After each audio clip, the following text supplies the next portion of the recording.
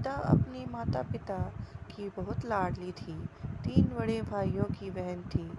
कोई भी चीज़ माँगने पर उसी वक़्त सामने हाजिर हो जाती थी। पूरे घर में रौब था उसका। पूरे परिवार और नौकरों पर राजकुमारी की तरह हुक्म चलाती थी कविता। स्कूल में भी उसका रौब था। उसका बड़े घर की लाडली जो थी वह। ऐसे ही उसने कॉलेज में दाखिला लिया। उसके ठाट-बाट, बड़ी गाड़ी में आना-जाना, हर दिन नया फैशन देखकर हर कोई उससे दोस्ती करना चाहता था। थोड़े ही दिनों में उसके बहुत से दोस्त बन गए। पूरे कॉलेज में उसकी अपनी एक पहचान थी। इन दिनों उसके घर में एक रिश्ता आया। खानदानी लोग थे और पापा की पुरानी जान-पहचान थी उनके साथ। कविता के साथ कोई ज़बरदस्ती नहीं थी, पर कविता ने फिर भी हाँ कर दी, क्योंकि वह अपने परिवार से बहुत प्यार करती थी। वह जानती थी कि वह लोग उसका अच्छा ही सोचेंगे। लड़के का नाम राज था।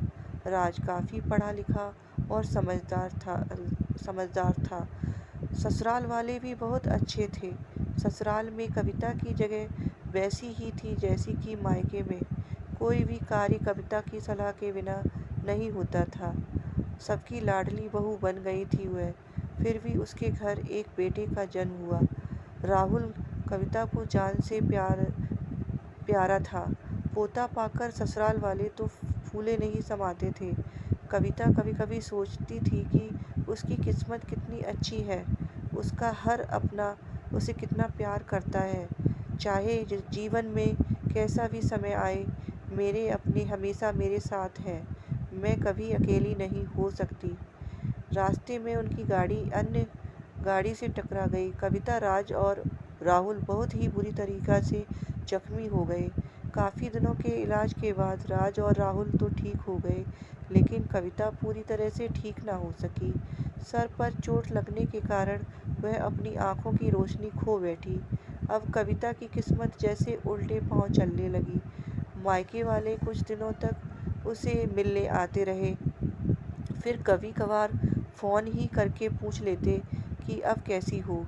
धीरे-धीरे ये सिलसिला भी कम हो गया। ससुराल वालों की सहानुभूति भी कम होने लगी। घर में किसी को पास बैठने के लिए कहती तो जवाब मिलता, बहुत काम है, अब तुम भी हाथ नहीं बटा सकती। कितनी खुश कितनी खुशकिस्मत हूँ मैं, पर शायद कविता की खुशियों को उसकी अपनी ही नज़र लग गई। एक दिन वह मायके जाने की जिद कर बैठी। राज को बहुत काम था, लेकिन वह फिर भी उसे ले गया। कविता को लगा कि वह 3-4 दिन वहाँ रहेगी तो थोड़ा हवा पानी बदल जाएगा, क्योंकि वह कितने दिनों से कहीं भी बाहर नहीं गई थी। घर वाले भी इतने दिनों बाद उसे देखकर कितने खुश होंगे। कविता के घर पहुँचने पर सब लोग बहुत खुश हुए। खाने में सब कुछ कविता की पसंद का ही बना था। उसने अपने मम्मी-पापा और भाई-भाभियों से मिलकर दिल खोलकर बात की। उसके छोटे-छोटे बच्चे उनके छोटे-छोटे बच्चे भी बुआ के साथ घुल-मिल गए थे। रात को सोने के वक़्त जब वह कपड़े बदलने लगी, तो उसे पता चला कि उसका बैग तो बहुत भरा हुआ था। वह सब समझ गई। वह बहुत उदास हो गई। कुछ दिनों तक तो सब ठीक रहा, फिर जैसे सब बदलने लगा। सबका व्यवहार बदल रहा था। वह लोग जैसे थक चुके थे उससे। सब लोग घुमा-फिरा कर पूछने लगे कि राज कब आ रहा है, उसे ले जाने। वह बहाना बना देती, जबकि वह जानती थी कि उस घर में अब उसके लिए कोई जगह नहीं। कविता से चलते वक़्त कुछ न कुछ नुकसान हो जाता। थोड़ी बहुत टोका-टाकी उसे सुनाई देती, वह टाल देती। एक दिन उसके हाथ से लगकर एक कीमती फूलदान टूट गया। छोटी भाभी ने बहुत हंगामा मचाया। कविता के माता-पिता रोज़-रोज़ के झमेलों से तंग आ गए थे। उन्होंने राज को खुद से फ़ोन कर दिया। राज कविता को अपने घर ले गया। कविता को अपने परिवार वालों से उम्मीद न थी। जिस कविता के कहे बिना घर में एक पत्ता भी नहीं हिलता था, उस घर के लिए वह अब बोझ बन चुकी थी। राज के साथ ससुराल आते वक्त वह बहुत खुश थी, क्योंकि वह अपने घर जा रही थी, अपने जिगर के टुकड़े राहुल के पास। परंतु वह यह खुशी भी कुछ पल की ही थी। सारा बंदोबस्त पहले ही किया हुआ था। कविता को सीधे ऊपर वाले कमरे में पहुंचा दिया गया। राहुल से दूर रहने की सख्त चेतावनी दी गई।